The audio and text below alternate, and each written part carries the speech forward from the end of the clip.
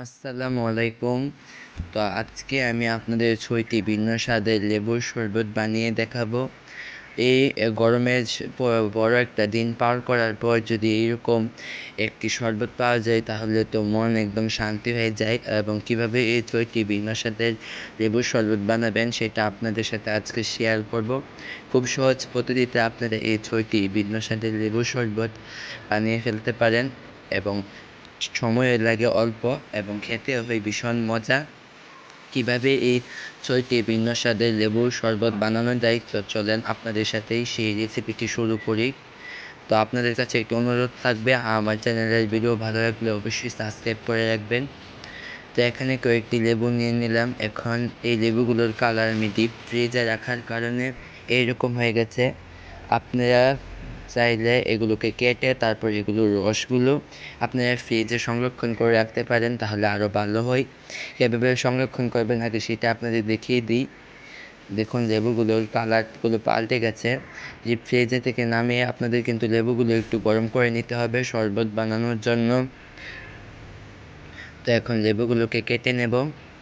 তা আপনারা লেবুর শরবত বানাতে চাইলে চেষ্টা করবেন একটু পাতলা লেবুর বাকলগুলো যাতে একটু পাতলা হয়, কারণ পাতলা হলে লেবুরটা থেকে বেশি পরিমাণে রস পাওয়া যায়। তো এখন একে একে সবগুলো লেবু আমি কেটে নেব।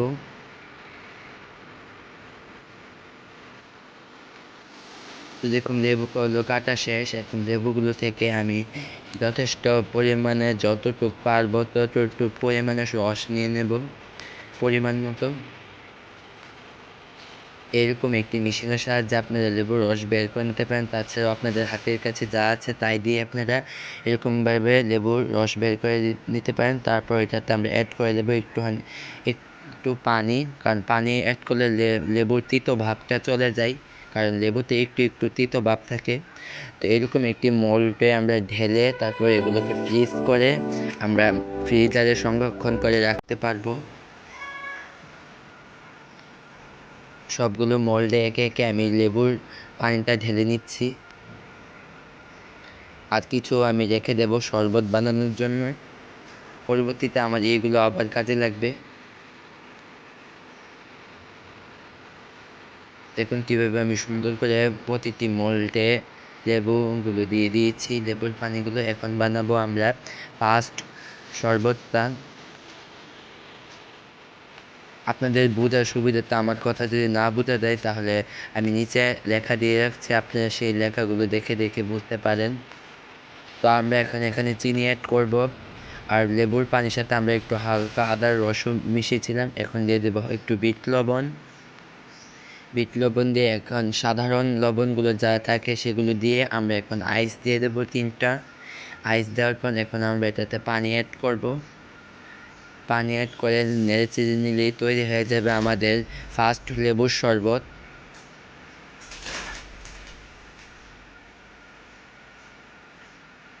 তো প্রথম লেবুর শরবতটা হয়ে গেলে এখন দ্বিতীয় লেবুর শরবতটা শুরু করছি বানানো। তো প্রথমে আমরা লেবুর রসটা দিয়ে দেব। তারপর আমরা এটার মধ্যে দিয়ে দেব জিরাগুলো অবশ্যই আপনাদের টেলে নিতে হবে। তারপর 2 চামচ আমরা চিনি অ্যাড করব। তারপর আর একটু বিট লবণ তারপর অ্যাড করে তারপর আমরা এটাতে আইস দিয়ে দেব। দিয়ে তারপর আমরা এটাতে পানি দিয়ে দেব। এখানে কিন্তু জিরাটা অবশ্যই একটু টেলে নিতে হবে, তা না হলে কিন্তু হবে না। তো নেড়েচেড়ে নিলেই তৈরি হয়ে গেছে আমাদের দ্বিতীয় লেবুর শরবত বা লেমনেড। এখন তৃতীয়টা বানানোর জন্য আমরা আবার লেবুর পানিটা দিয়ে দেব, লেবুর রসটা। এখন আমরা এটাতে দিয়ে দেব একটু লবণ, তারপর আবার 2 টেবিল চামচ চিনি,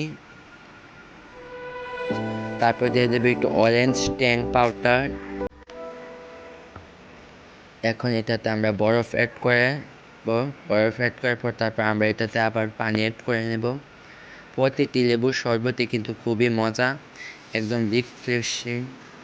এখন আমরা সবগুলো মিক্স করে নিলে হয়ে যাবে আমাদের তৃতীয় লেবুর শরবতটা। তো এখন আমরা আবার আমাদের চতুর্থ লেবুর শরবতটা বানিয়ে নেব। তো আবার আমরা লেমন জুসটা দিয়ে দিলাম, তারপর এটাতে স্বাদ মতো লবণ দিয়ে তারপর দিয়ে দেবো চিনি। তারপর আমরা দিয়ে দেবো একটু তুম্বা দানা। এখানে আপনারা তুম্বা দানার বদলে ইসবগুলের ভুসিও অ্যাড করতে পারেন। আমাদের কাছে তুম্বা দানা ছিল তাই তুম্বা দানাই দিয়েছি। এখন তুম্বা দানা দেওয়ার পর আমরা এটাতে আইস অ্যাড করে নেব। তারপর এখানে পানি দিয়ে এটাকে নেড়ে চেড়ে নেব। আপনারা কিন্তু এই শরবতটা বানিয়ে লগে লগে খেতে পারবেন না, সাথে সাথে তুম্বা দানাগুলো ফুলে ডাবল হয়ে গেলে তখনই আপনারা এই শরবতটা খেতে পারবেন, কারণ তখন খেলে এটা ভালো লাগবে। তো এভাবে আমাদের চতুর্থ লেবুর শরবতটা হয়ে গেছে। এখন আমরা 5 নাম্বার লেবুর শরবতটা বানিয়ে নেব। তো প্রতিবারের মতোই আবার লেমন জুস, লেমন দিয়ে দেবো আর কি। তারপর দিয়ে দেবো 1 টেবিল চামচ চিনি। তারপর আবার দিয়ে দেবো একটু বিট লবণ। তারপর বিট লবণ দেওয়ার পর আমরা এখানে আবার একটু লেমন জুস দিয়ে তারপর আইস দিয়ে দেবো, অরেঞ্জের জুসটা। তারপর এটার সাথে আবার আমরা পানি মিশিয়ে নিয়ে তারপর নেড়ে চেড়ে নেব। যদি আমার কথায় কোনো ভুল থেকে থাকে তাহলে আপনারা নিচে লেখাগুলো পড়ে আপনারা এই শরবতটা বানিয়ে নিতে পারেন। এখন 6 নাম্বার লাস্ট লেবুর শরবতটা বানিয়ে নেব। তার জন্য আমাদের একটি বড় গ্লাস লাগবে। এখানে আমরা লেমন জুস নিয়ে নেব। তারপর একটু লবণ দিয়ে, তারপর 2 টেবিল চামচ চিনি দিয়ে, তারপর ফ্রেশ পুদিনা পাতা দিয়ে নেব। পুদিনা পাতা দেওয়ার পর আমরা একটি হ্যান্ড ব্লেন্ডারের সাথে পানি অ্যাড করে এটাকে মিক্স করে নেব। আপনারা চাইলে যে ব্লেন্ডারই থাকুক সেই ব্লেন্ডারের সাহায্যে আপনারা এটা মিক্স করে পেস্ট করে নেবেন। তো এটাকে ভালো করে করার পর আমরা এখন এটা একটি জগে ঢেলে নেব ছেঁকে, যাতে এটার মানে পাতার ইয়াগুলো, শক্ত জিনিসগুলো যাতে এটাতে না আসতে পারে। তো দেখুন এখন আমরা ছেঁকে তারপর এটার রসটা নিয়ে নিলাম। এখন এটার সাথে আমরা অ্যাড করব হলো গিয়ে আইস অ্যাড করার পর আমরা এখন এটার মধ্যে দিয়ে দেব পানি দিয়ে দেওয়ার পর এটা এখন নেড়েচেড়ে মিলিয়ে হয়ে যাবে।